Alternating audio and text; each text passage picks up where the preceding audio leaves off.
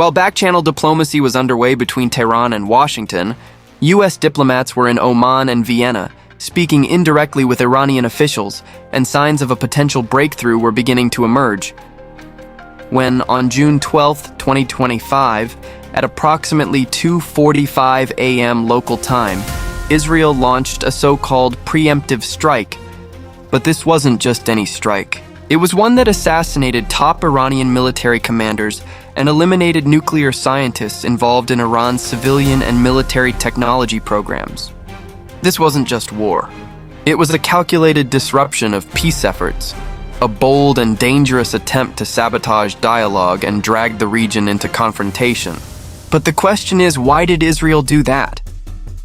On day one of the war, Israeli jets and drones crossed red lines, striking deep into Iranian territory, targeting suspected nuclear sites.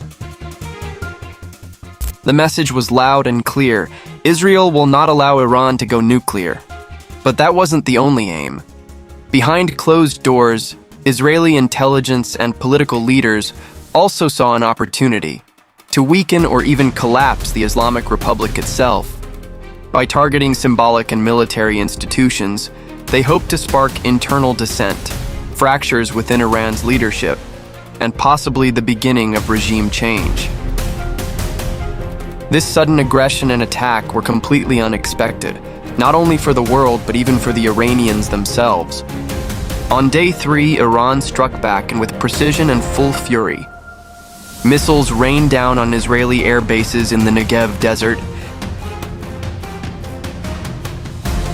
and targeted multiple locations across Israel.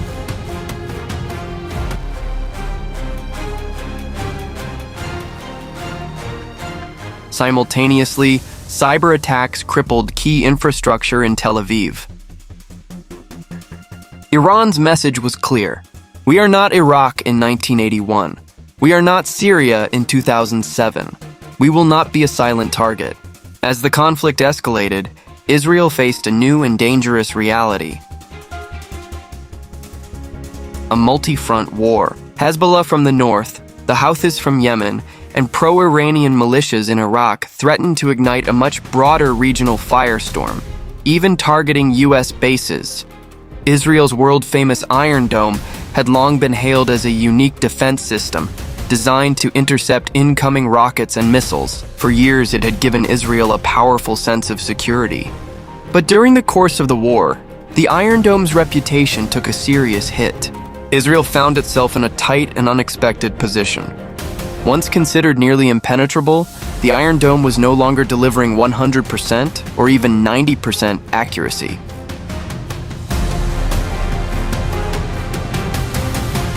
During Iran's most intense wave of retaliation, its interception rate dropped to just 65%. With each passing day, Iran's strikes grew more effective.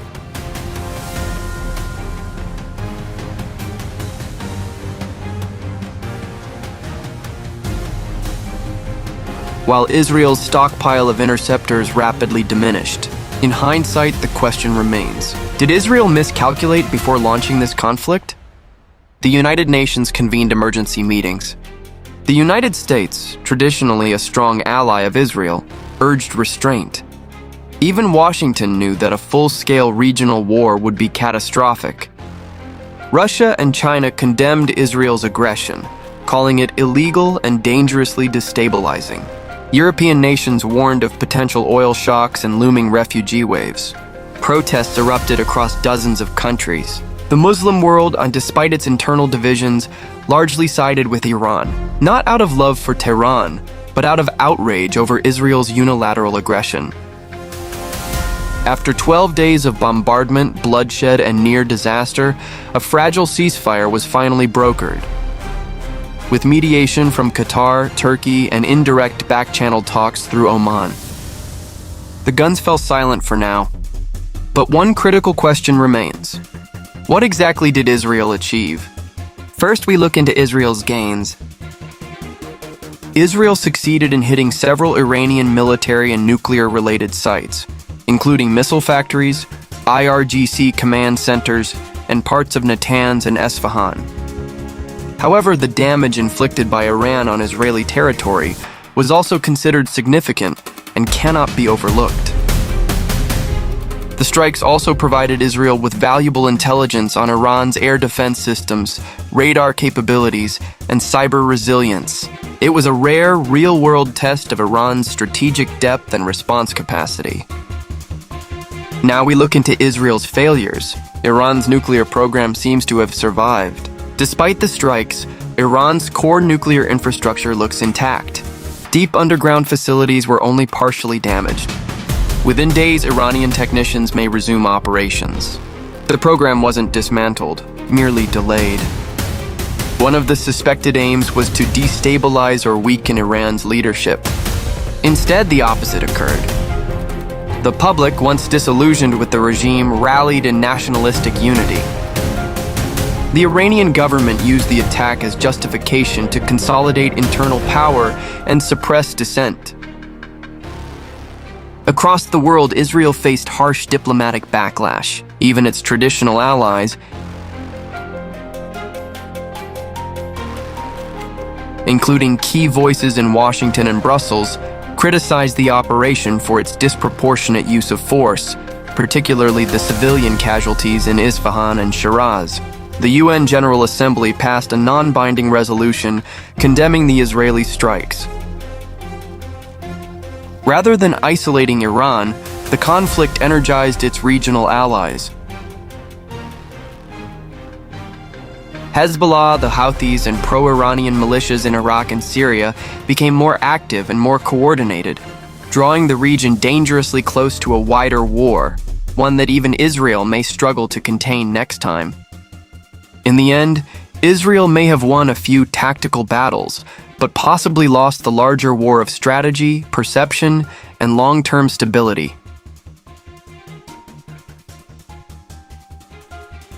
The Middle East now stands more divided, more militarized, and far more unpredictable than it was just 2 weeks ago. Conclusion: the long-standing myth of Israel's invincibility, built on the belief in an impenetrable defense and an unbeatable military, now appears to have been shattered. Iran's missile retaliation laid bare the vulnerabilities beneath that carefully cultivated image.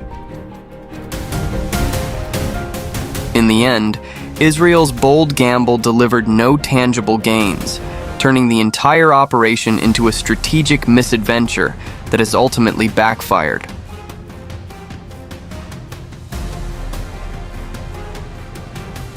No matter what happened, one thing seems clear: Iran's retaliation against Israel may have been unexpected.